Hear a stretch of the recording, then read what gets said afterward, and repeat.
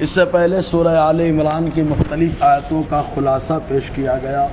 ابھی جو آیت کریمہ چل رہی ہے اس کے پہلے حصے پر گفتگو ہوئی کہ یہودیوں کے بارے میں کہ ان میں کچھ ایسے بھی رہے جو امانت دار رہے، جیسے حضرت عبداللہ ابن سلام رضی اللہ تعالی عنہ، تو اللہ تعالیٰ نے انہیں حضور صلی اللہ علیہ وسلم پر ایمان لانے کا موقع عطا فرما دیا، اور کچھ لوگ امانت میں خیانت کرنے والے بھی رہے۔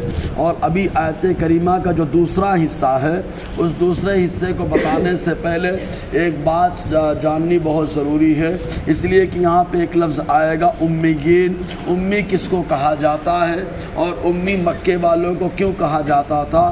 چنانچہ علامہ آلوسی علیہ رحمۃ الرضوان تفسیر روح البیان میں اس کے تفسیر کے تعلق سے لکھتے ہیں کہ امی مکے کے باشندوں کو کہا جاتا ہے، جیسے عرب کے لوگوں کو عربی، اور ایسے ہی یمن کے لوگوں کو یمنی، عراق کے لوگوں کو عراقی، کوفہ کے لوگوں کو کوفی کہا جاتا تھا۔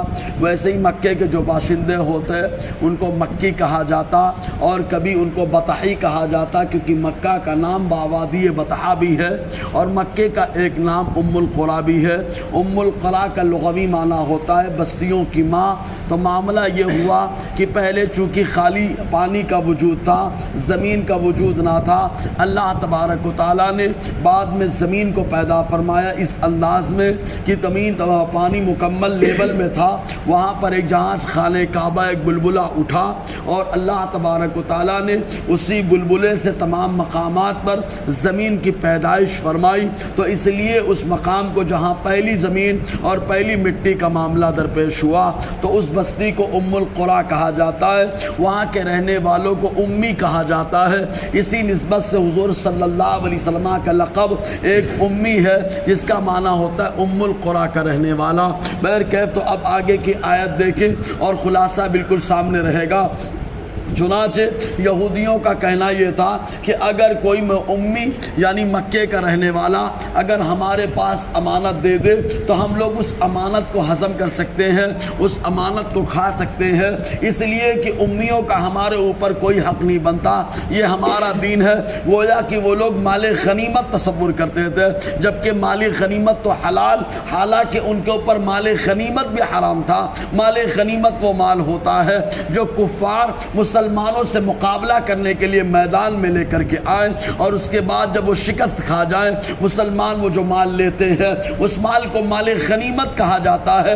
حضور صلی اللہ علیہ وسلم کی آمد سے پہلے جتنے بھی دین اسلام کے ماننے والے رہے، چاہے وہ شریعت موسوی کے پابند ہو یا شریعت عیسوی کے پابند ہو یا جس بھی شریعت کے پابند رہے ہو، کسی کے لیے مال غنیمت حلال نہ تھا۔ حضور کے خصائص میں سے یہ ہے کہ اللہ تعالیٰ نے مصطفیٰ جان رحمت کے طفیل اس امت کے لیے مال غنیمت کو حلال ٹھہرا دیا۔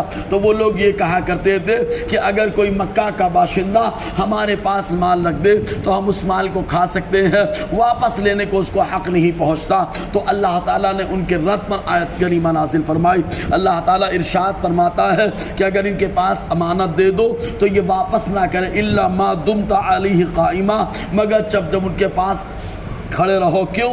ذالک بانہم قالوا لیس علینا فی الامیین سبیل، وہ اس سبب سے کہ ان لوگوں نے کہا یعنی یہودیوں نے کہا ہمارے اوپر امیوں کے لیے کوئی راستہ نہیں ہے، یعنی امیوں کا کوئی حق نہیں بنتا ہے، امی یعنی ام القریٰ کے رہنے والوں کا کوئی حق نہیں بنتا ہے۔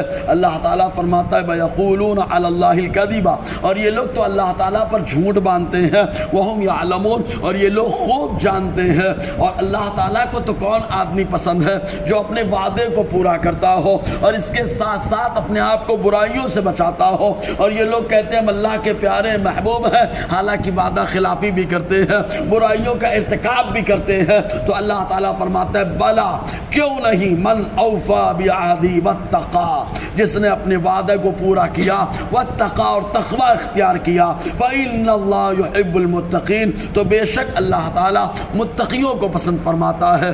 متقی یعنی جو 7 کاموں سے بچتا ہو، کفر سے بچے، شرک سے بچے، گناہ کبیرہ سے بچے، گناہ صغیرہ سے بچے۔ یہ 4 سے تو ہر حال میں بچنا ہے۔ پھر اس کے لیے ترقی درجات کا جب معاملہ آ جائے تو شکوک و شبہات سے بچے کہ جہاں شبہ ہو جائے حلال ہے یا حرام ہے تو چھوڑ دے۔ اس کے بعد آگے لغزشات سے بچے، غلطی کرنے سے بچے، اور آخری مرحلہ جو آتا ہے اپنی خواہشات سے بچے۔ جو ان 7 کاموں سے بچتا ہے وہ متقی پرہیزگار ہوتا ہے اور اللہ تعالیٰ ایسے کو پسند فرماتا ہے انشاءاللہ۔ اور آگے گفتگو رہے گی۔ اللہ تعالیٰ ہم سب کو فیضان قرآن، برکات قرآن سے مالا مال فرمائے۔